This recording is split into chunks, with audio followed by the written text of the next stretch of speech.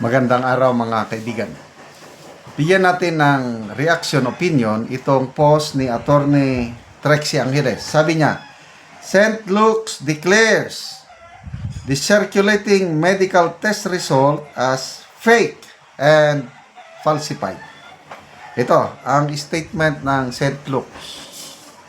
Public Advisory.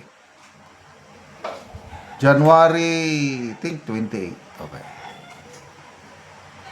St. Luke's Medical Center is aware of medical test results falsely circulating online and on social media claiming to pertain to President Ferdinand Marcos Jr.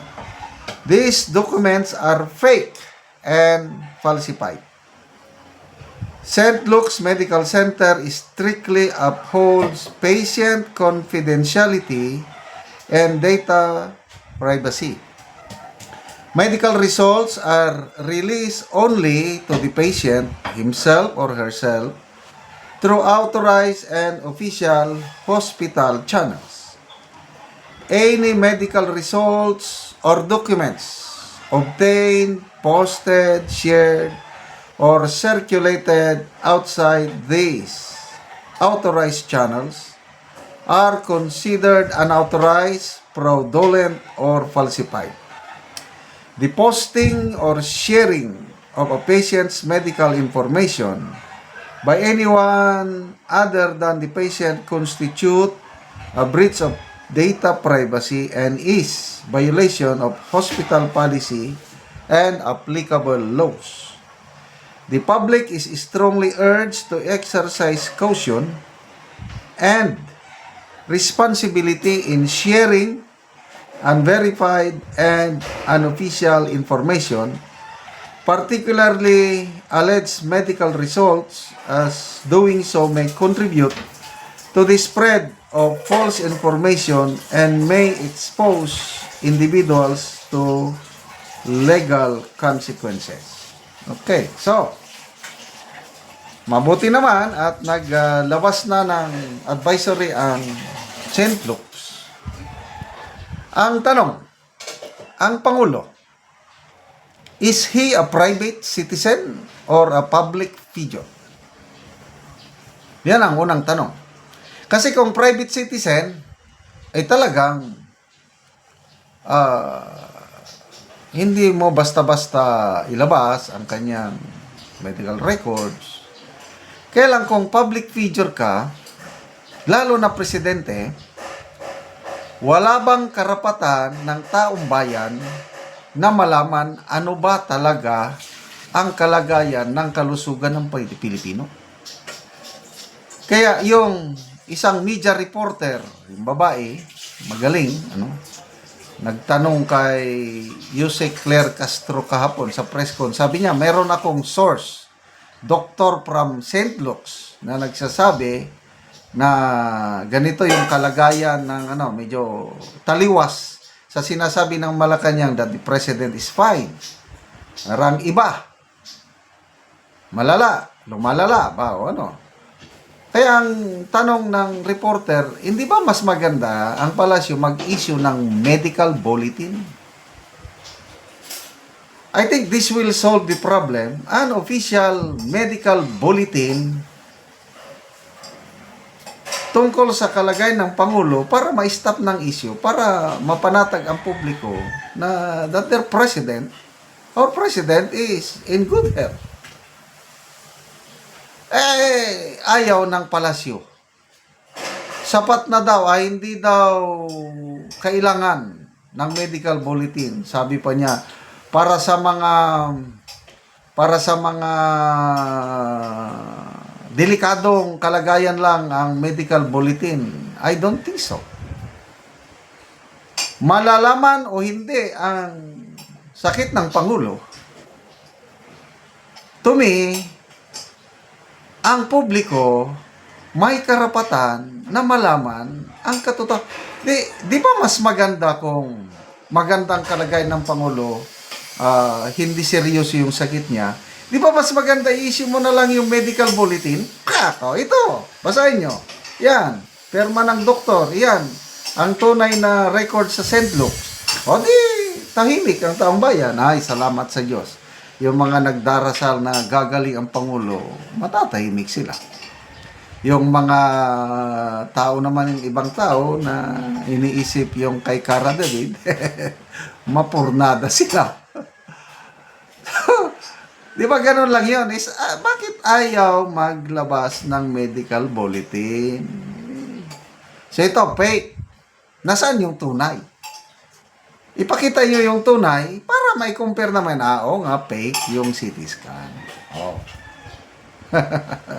Oh. Nakakatawa itong ginagawa ng palasyo. Nag-release sila ng interview kunuhay, video ni Claire Castro sa presidente. Kailang maraming nagdududa. Kasi lumalabas doon sa video, napakalakas ang Pangulo. Talagang okay siya. Parang wala nga siyang sakit eh. Bakit yung napakasimpleng seremonya, yung donning of ranks ng PNP chief, bakit hindi sila magpalabas ng short video?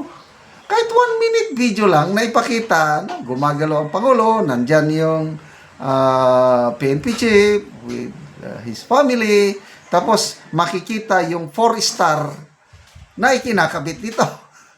Kahapon yung ipinost nilang picture, 3-star lang yung nakalagay dito. Sino pa naman ang lolokohin nyo? Minsan nagsuot din ako ng shoulder board, 1 star nga lang sa akin. Kaya nung nakita ko, 3-star. Baka mahina lang mata ko, kinonsulta ko ang wife ko, tignan mo nga, ilang star yan? Sabi niya, 3 lang. Oh, bakit ang ipinalabas na picture? 3 star lang, dapat 4. Dahil 4-star general na yan. Oh, di ba nakakaduda? Malakas ang Pangulo sa inilabas na video. Parang wala siyang sakit. Di magpalabas na rin ng short video ng Pangulo na naglalagay ng 4-star rank dyan. Nag-post, may pinost na naman sa mismong official page ng Pangulo. Post, kailang naglagay sila ng shoulder board 4-star. Naglagay, napakalaking maglagay ng shoulder board 4-star. Kailang, mahirap kukuha ng video yung 4-star na shoulder board na actual ikinakabit. Yun ang mahirap.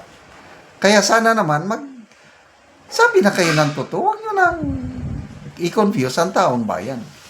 Salamat mga kaibigan sa inyong pagsubaybay sa ating channel. Nakakatulong kayo ng malaki sa tribong Talandig ng Bukidnon dahil ang income natin sa channel na ito is pantulong po sa tribo. Namimigay tayo ngayon ng libreng yero at pako para makapagpatayo sila ng mas maayos na tira. Panoorin niyo ang video na ito. Taga ano gero?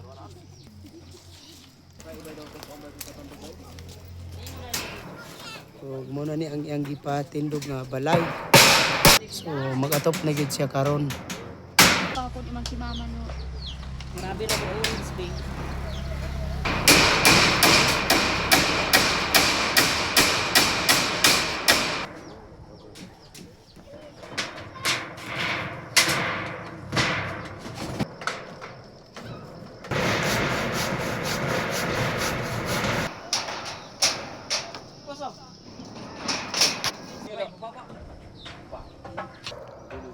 Nagkanda po na.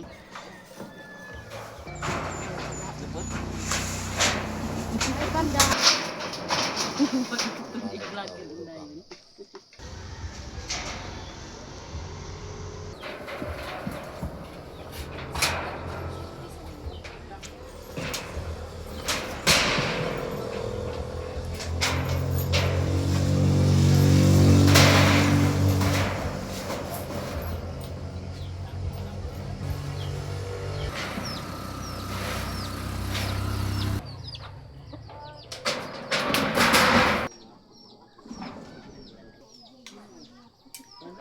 O karon humanagad sa pag-atop. Salamat sa Ginoo nga nagtapang sa sin nga ako nami balay. Oo. Wala pang tabang nga sin, di ba? Di pa mi makabalay kay wala pa mi kuan. Di pa mi makabalay kay wa may sin. Oo. Salamat mi sa Ginoo kanay kuan pa tabang mga sin. Oo. So, unsa day mong trabaho di ay? Kuan ra pang muso-muso, Mag-uuma lang. nag-uma, Oo, so igo ra gyud sa pagkaon ang kinitaan. ano lang kinikita sa pagkaon. Oo, so salamat kayo. Salamat tayo, kaya na may mga namig balay. Oo.